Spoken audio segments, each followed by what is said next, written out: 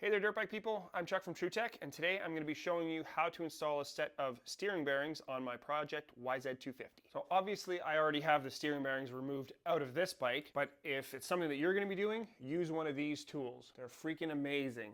You just pull them in like this, they snap open, grab the inner race, and then you can just pound them out like that.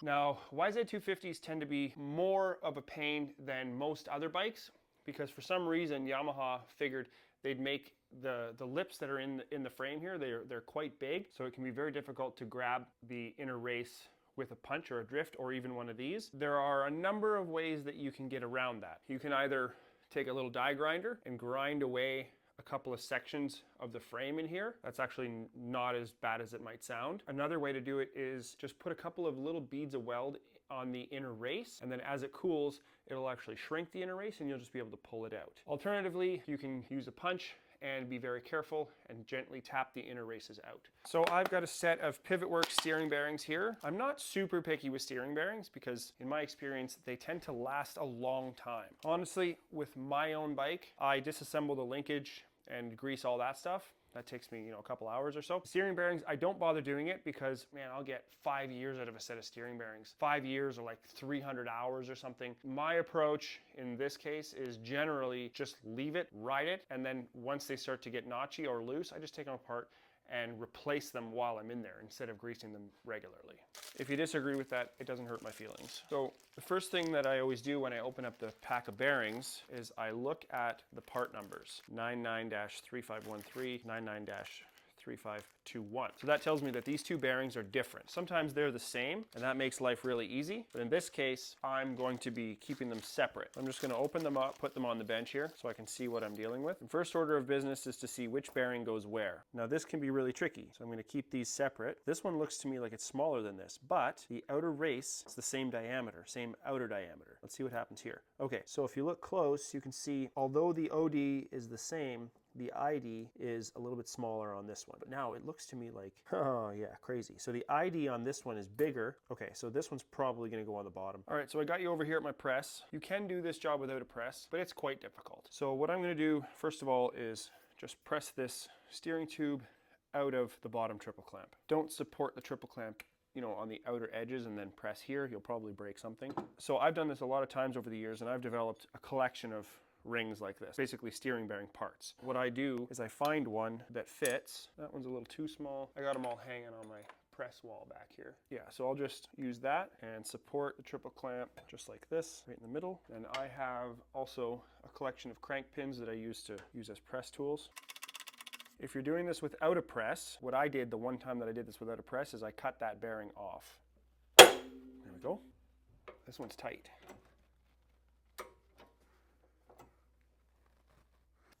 Oh yeah, there she goes. There we go. We're free. So now pull this bearing off. Okay, now this is important. So this bearing is sliding right over this section.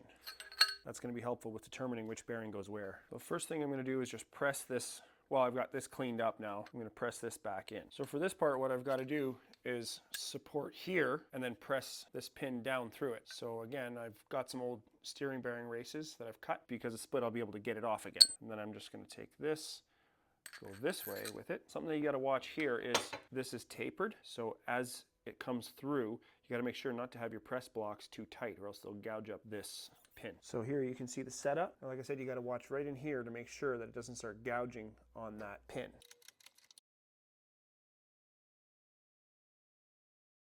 Now I'm going to pull the press up a bit. Now I don't quite trust that it's all the way down, so I'm just going to use this. What sometimes happens anyway with new steering bearings is that as you ride, they seat in a little bit and you got to tighten them up again after like the first or second ride.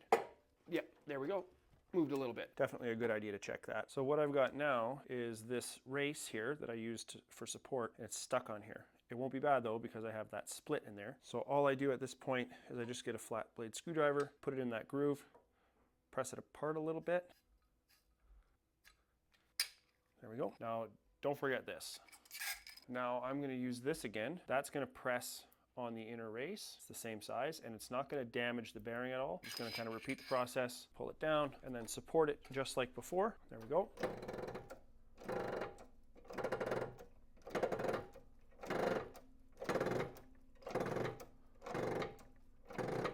just going to get rid of my press tool here again.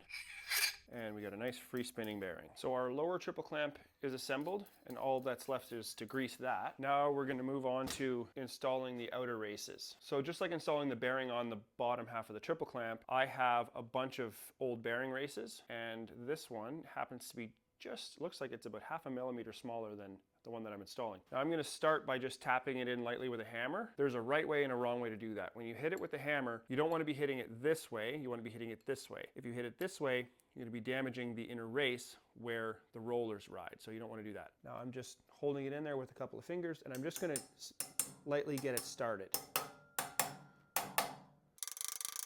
Okay, now I've got it flush, and if I go further, then I'm going to damage the race. I'm going to get my sacrificial old race here, put it right on top. You want to make absolutely sure that the race is going in parallel. So you want to be alternating your hits on either side.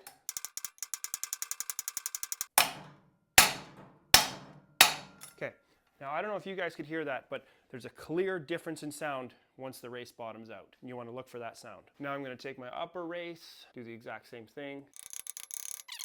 Now I'm just going to tap it in the rest of the way using my sacrificial race. If you don't have a collection of sacrificial races kicking around, what I used to do is pull the old races out, put a cut in them, and then use them to drive the new races in.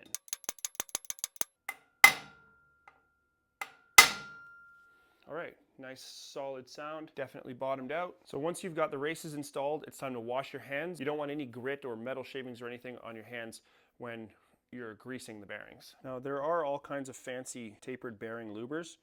I don't own one, I just do it this way. Point is to work the grease into the bearing, kind of press it down and roll the bearing. And then what I do is I pack some grease on top like this, so that over time, as things heat up and cool off, if anything, the grease is going to work its way down into the bearing. Now with the upper bearing, I like to work grease into the top of it like this. Push it down into those rollers. Now I'm just going to drop this into the frame at the top, and we're ready to install our triple clamp. Now, like the rookie that I am, I wasn't paying attention to my mic batteries, so from here on in, we are doing voiceover. And I also realized now, about 6 months into my YouTube journey, that I should have put the camera in a different spot here, but I did film this about a year ago, and this YZ has now been ridden a whole bunch, so I can't really go back and give you the proper camera angle. So you'll have to use your imagination. I did put the top bearing into here, and I'm adding some grease to pack it full. Fortunately, this is the easy part. We're just going to install the steering stem here, and then the seal, and then the nut. Now what you need to consider while tightening this nut is that there's a whole bunch of grease and quite a few components between this top nut and that bottom triple clamp. The grease is going to get pushed around, and so you're going to start to feel some tension on this nut, and you're going to have to tighten it quite a bit after you start to feel the tension. To do this, I'm going to use a soft aluminum drift. I'm sure that there's a special tool for this, but I don't have it and I don't really care. If you're careful, you can easily do this without damaging the nut. You want to set this up so that there's a fair bit of drag. Keep in mind that once you install the fork tubes, the extra weight is going to pull the triple clamps to the side quicker. After final assembly, including the wheel, the bars, everything, you want the tension so that when you set the forks to the center and give the wheel a little push to the side, it falls, but with some resistance. What you're setting right now is not going to be your final tension.